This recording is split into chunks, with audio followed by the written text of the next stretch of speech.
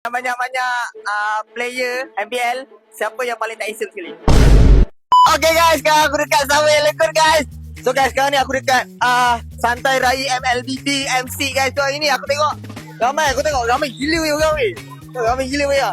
Hari ni aku nak interview beberapa orang Macam nak interview beberapa orang, aku nak tanya player ML dekat Malaysia ni siapa yang paling tak handsome sekali. Kita nak tengok So kita tengok Mana tahu daripada kumpulan SRG. Okey, jom.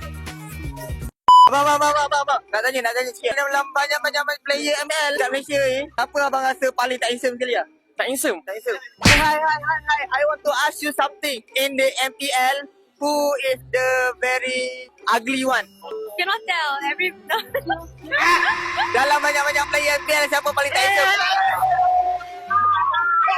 Tiga. Dalam banyak player MPL, siapa yang paling tak handsome sekali? Tak boleh cakap. Kenapa? No, cannot. Cannot lah. Ya, cannot. Why?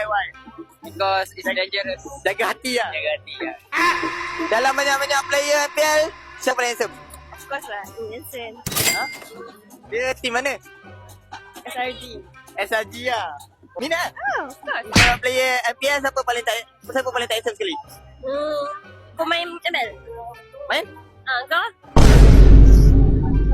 So guys, korang tahu tak, event ni diadakan untuk meraihkan kejayaan pegangan MC kat Malaysia tau. Meraihkan SRG mendapat tempat ketiga dalam MC sekali ni. Dapat juga aku jumpa dengan cosplay ni. Lepas tu aku dapat jumpa dengan kumpulan SRG. Weh, minat weh.